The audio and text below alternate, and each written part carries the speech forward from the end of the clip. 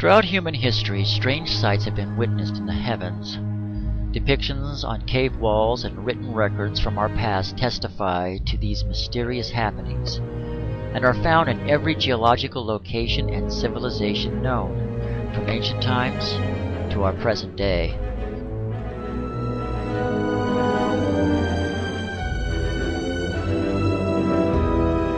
In 329 BC, Alexander the Great and his army were molested by a pair of bright objects in the sky. According to the record, these bright objects swooped down on them, causing most of the men to scatter. Still, some of his braver men stood their ground, trying to hit the objects with spears, arrows, and stones from their slings. In the year 1492, Christopher Columbus recorded seeing a bright, glowing object descend from the sky, enter the waters, and slowly follow the ship he was on for several minutes. This event occurred only 4 hours before he and his crew discovered land. Minted in the 1860s, we find engraved on a French token a depiction of a saucer-shaped object in the heavens that some experts suggest may have commemorated a daytime UFO sighting. In 1716, the astronomer Edmund Halley of Britain recorded seeing strange objects in the heavens as well. He noted one of these objects lit up the sky for more than 2 hours, and its light was so brilliant that he claimed that he could actually read the pages of a book by its light. One of the largest crowds ever to witness a UFO occurred in 1970 in Fatima, Portugal. Nearly 50,000 people saw a huge metallic object standing in the sky and then begin to spin like a windmill. Finally, the object plummeted toward the earth, reversing itself at the last minute, shooting straight up into the sky and then vanishing into the sun. Many today believe the answer to this riddle may be found with the UFO experience. If UFOs really do exist, this raises some important questions. Who are the intelligent beings behind these flying machines? Where do they come from? Do they originate on Earth, or from a distant planet hidden amongst all the myriad of stars in the blackness of space? Are they friendly, hostile, or merely curious explorers of our Earth? If these beings came from another galaxy, some have estimated they would have come from a world at least 2 million light-years away. That is to say, if they were traveling at light speed 186,000 miles per second, it would take 2 million years for them to reach our Earth. Even coming from some distant star in our own galaxy, it is estimated by many that it would take up to 70,000 years to reach our Earth from Alpha Centauri, the nearest star from us. It has been projected a spaceship traveling only 70% the speed of light for 5 years to the nearest star system would consume 500,000 times the amount of energy the United States uses in all of its cities in a single year. But there are other problems associated with space travel. Space is full of various gases and dust particles.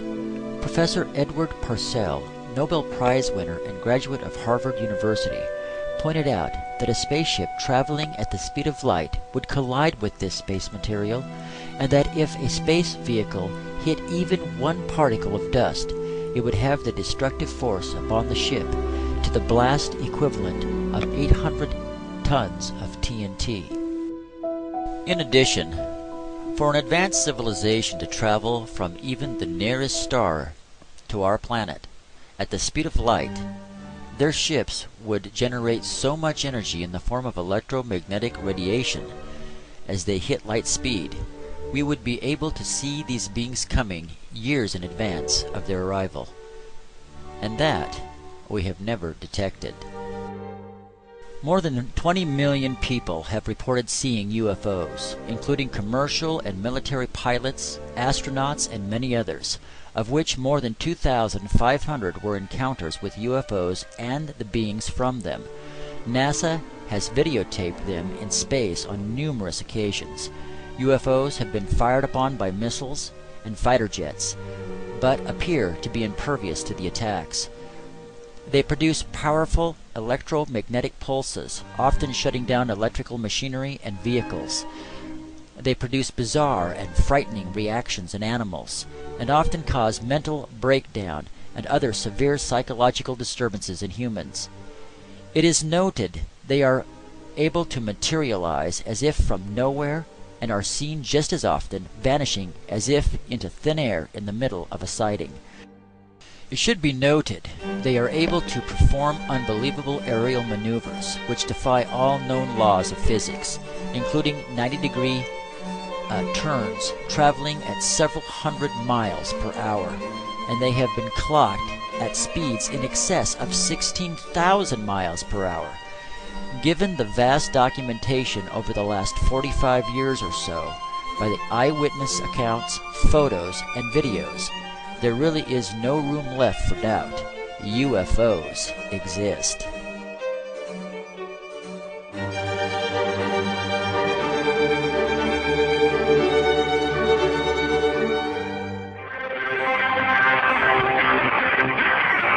Today's guest is back, you might say, people either fall into the category of thinking that, creationism, God created the earth and man, or Darwinism, we all. And your research shows Darwinism mostly, not so much creationism. If you believe, you believe. You're not subject to argument very much if you're a creationist. So I go after what the Darwinists say, and I show how that in fact they don't explain either how life came to be. Ask the question, where did we come from? And in part 4 of the book, I deal with that, and I believe that the Sumerians, the ancient Sumerians, and what they had to say about it, and they say that on that planet the Sumerians do live another culture called the Anunnaki, and that in our past, in the past of Earth, at around 400,000 years ago, they came here to work, to do a job, which I go over in the book, and while here they decided to create a slave, to genetically engineer a slave, using the creature of Earth as a genetic base to make these. That we, the modern race of people, were genetically engineered by this superhuman race of aliens that came from other planets. And that we look like them.